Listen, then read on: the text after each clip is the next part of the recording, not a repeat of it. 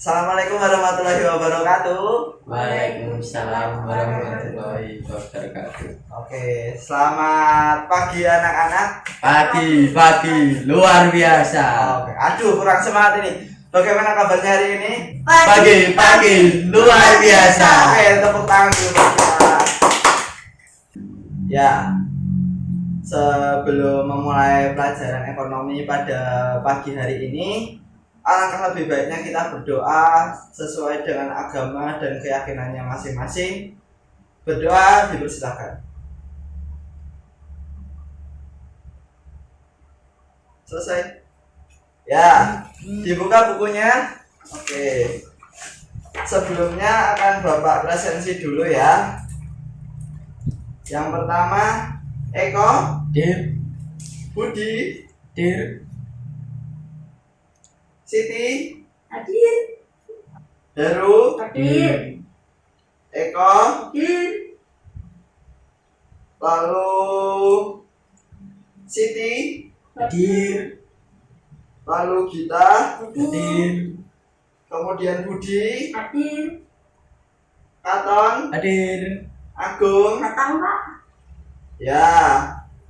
Terus terakhir ada Wahyu. Wahyu mana ini? tidak masuk Pak.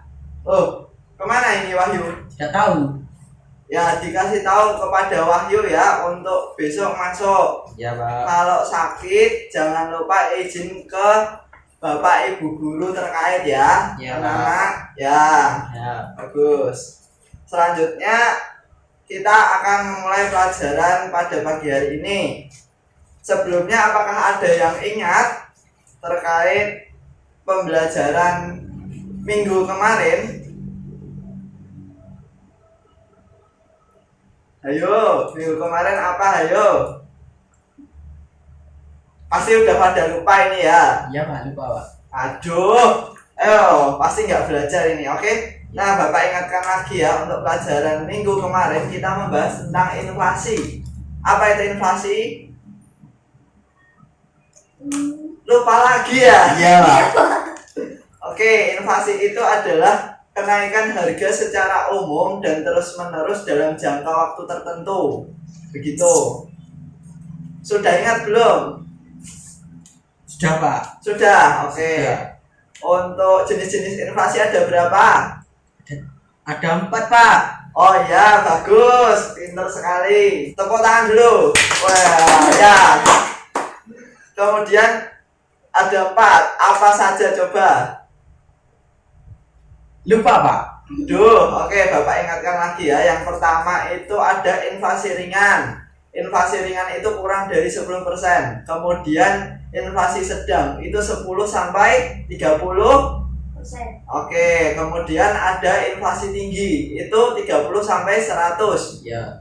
Kemudian kalau di atas 100 itu namanya hyperinflasi. Hyperinflasi. Ya, betul. Nah, kali ini kita akan belajar tentang kebijakan fiskal dan moneter. Ya. Apakah ada yang tahu kebijakan fiskal dan moneter itu apa? Tidak tahu Pak. Tidak tahu lagi. Aduh, pasti semalam tidak ada yang belajar ya. Tidak Pak. Oke, Bapak jelaskan ya. Kebijakan fiskal itu kebijakan dari pemerintah untuk mengatur ekonomi melalui APBN. Sedangkan moneter, kebijakan moneter adalah kebijakan yang dilakukan pemerintah melalui bank sentral untuk mengatur jumlah uang yang beredar untuk mengendalikan perekonomian di Indonesia. Sampai sini paham? Paham Pak? Oke. Apakah ada pertanyaan dulu sampai sini? Ada? Saya Pak. Ya, bagaimana? Tuh Pak, kan ini sedang terjadi pandemi corona ya Pak. Ya, betul. Kan tuh ada isu yang beredar dari DPR RI tentang pemerintah itu disuruh mencetak uang Pak. Bapak jawab ya. Benar. Mengenai pencetakan uang ya. Iya. Oke, untuk pencetakan uang itu banyak prosesnya, dan apabila pemerintah mencetak akan terjadi inflasi seperti materi kemarin. Ya. Kalau misal masih kurang paham, Bapak putarkan video berikut ini. Menurut penelitian Bank Dunia tahun 2015, sekitar 100 juta jiwa penduduk Indonesia hanya memiliki penghasilan Rp330.000 per bulannya. Banyak dari kita bertanya, seperti yang ditanyakan oleh Safina ini, kenapa negara kita tidak mencetak uang sebanyak-banyaknya saja untuk memberantas kemiskinan? Kenapa? Intinya, kita tidak bisa mencetak uang sebanyak-banyaknya karena hal itu bisa mengakibatkan kenaikan harga barang dan penurunan dalam tanda kutip nilai uang itu sendiri, atau yang biasa disebut sebagai inflasi. Bagaimana hal itu dapat terjadi? Pendeknya, dalam suatu pasar, banyaknya jumlah uang yang beredar dan jumlah barang yang dibutuhkan haruslah seimbang. Jika pemerintah mencetak terlalu banyak uang, kita juga akan memiliki lebih banyak uang dan tentunya membuat kemampuan membeli barang semakin tinggi. Akibatnya, jumlah barang yang ingin kita beli berkurang dan harganya pun juga ikut menyesuaikan. Hal tersebut tidak mengubah apa-apa, kecuali menurunkan dalam tanda kutip nilai uang itu sendiri, sehingga nilainya semakin lama semakin tidak berharga karena jumlahnya yang terlalu banyak. Fakta uniknya, cukup banyak negara di dunia ini pernah mengalami inflasi parah akibat mencetak uang yang terlalu berlebihan. Salah satunya adalah negara Jerman, setelah kalah pada Perang Dunia Pertama dan harus membayar kerugian perang. Saking tidak berharganya, uang di sana dipakai untuk mainan, menyalakan api kompor, hingga jadi penghias dinding di rumah. Kemudian selain itu ada juga negara Zimbabwe, di mana harga telur di sana bisa mencapai angka miliaran dolar Zimbabwe. Sangat fantastis. Dan tak ketinggalan juga negara Hungaria setelah Perang Dunia Kedua yang pernah memiliki kertas uang yang bernilai nominal 1 miliar triliun, menjadikannya inflasi terparah sepanjang sejarah. Jadi semoga video ini bisa menyadarkan diri kita sendiri untuk tidak mencoba mencetak uang, karena tidak hanya membuat terjadinya inflasi, mencetak uang juga melanggar hukum, membuat tinta printer kita habis, dan membuat kita masuk penjara. Dan seperti biasa, terima kasih. Nah, itu tadi videonya. Apa sudah paham, Katon? Sudah, Pak. Sudah. Oke, kita lanjut ke materi ya. Ya. Oke, karena tadi sudah melalui video, maka sekarang kita menggunakan video lagi. Ya. Ya. Oke, dilihat, diperhatikan, karena tadi sudah ada penjelasan sedikit di awal mengenai kebijakan fiskal dan moneter. Ini tolong dipelajari, dipahami, dan dicatat ya, Ya. anak-anak.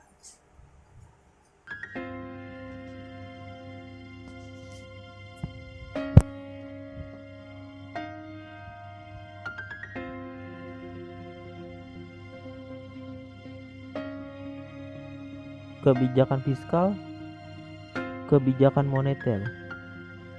Perbedaannya, kebijakan fiskal adalah kebijakan yang dibuat oleh pemerintah untuk mengarahkan ekonomi dalam suatu negara melalui pengaturan pengeluaran dan pendapatan pemerintah.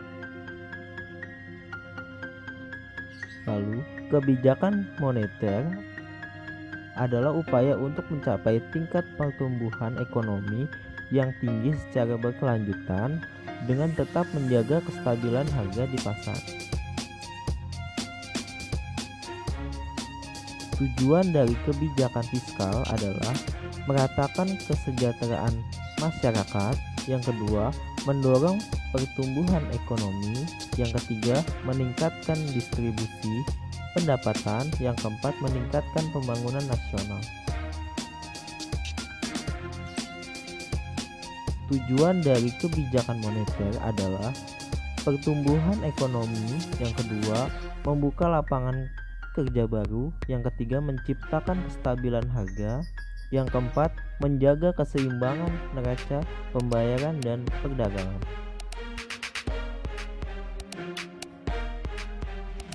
Jenis dari kebijakan fiskal.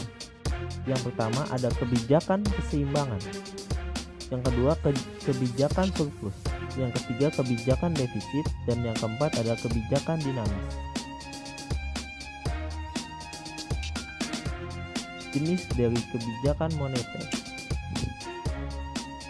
Yang pertama ada kebijakan ekspansif. Yang kedua ada kebijakan kontraktif.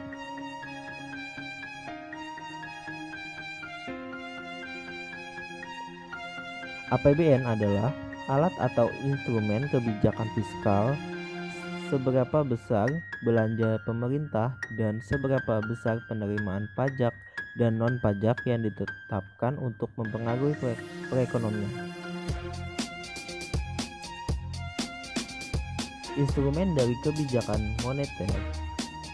Yang pertama ada melakukan operasi pasar terbuka. Yang kedua, menetapkan tarif suku bunga. Dan yang ketiga, menetapkan giro wajib minimum. Dampak terhadap ekonomi. Yang pertama, secara umum kebijakan moneter berdampak lebih cepat terhadap perekonomian negara daripada kebijakan fiskal. Selain itu, kebijakan moneter cenderung lebih efektif dalam mengatasi inflasi, sedangkan kebijakan fiskal cenderung lebih efektif dalam mengatasi resesi. Instansi yang berwenang. Kebijakan fiskal dibuat oleh pemerintah, yaitu presiden beserta kabinet kerjanya, dan juga dibantu oleh DPR. Sedangkan kebijakan moneter dibuat oleh Bank Sentral, yaitu Bank Indonesia. Terima kasih sudah menonton video ini. Jangan lupa untuk Oke, karena tadi anak-anak sudah melihat materi, Bapak ada satu permainan untuk kalian. Karena Bapak masih belum bisa untuk membuat TTS, sehingga Bapak buatkan permainan melalui PPT Bapak. Kalian bisa mencobanya berdua ya, berkelompok.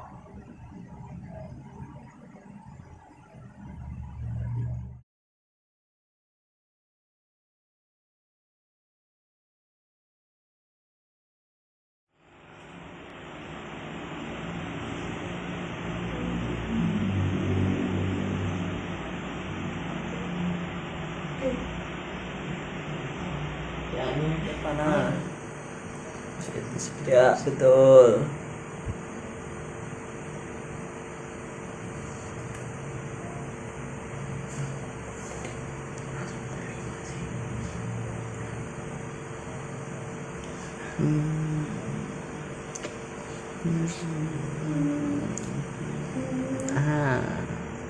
Ya, betul.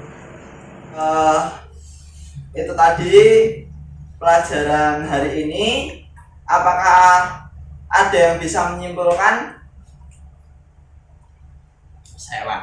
Ya, Eko, bagaimana? Fungsi fiskal itu menurunkan inflasi dan menaikkan PDB.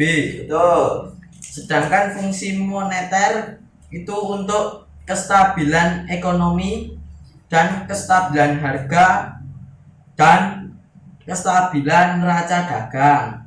Ya, oke, Bapak ulangi ya, Ya. anak-anak.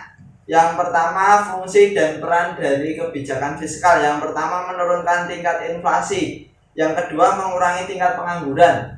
Kemudian, meningkatkan produk domestik bruto atau yang tadi disingkat dengan PDB.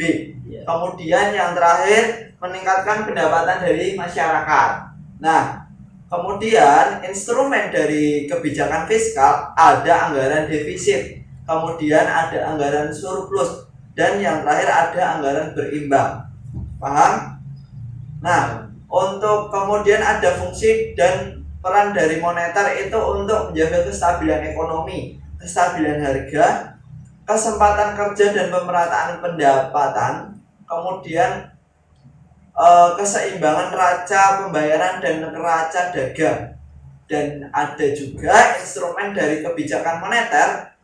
Yang pertama adalah operasi pasar terbuka, kemudian adanya kebijakan diskonto, cadangan kas minimum, dan yang terakhir ada kebijakan kredit selektif. Jadi seperti itu anak-anak. Ya. Bagaimana, paham? Paham. Oke, untuk selanjutnya, karena waktu kita sudah menunjukkan pukul 9 dan saatnya untuk istirahat, kita berdoa dulu untuk mengakhiri pelajaran pada pagi hari ini. Ya. Berdoa dipersilahkan. Selesai? Assalamualaikum warahmatullahi wabarakatuh dan selamat pagi anak-anak. Pagi Pak. Yang semangat. Pagi. Pagi. Luar biasa. Oke, lagi. Pagi luar biasa. Pagi luar biasa. Oke, tepuk tangan dulu. Tahan. Saya baleni ya. Ada satu lagi yang kelewat.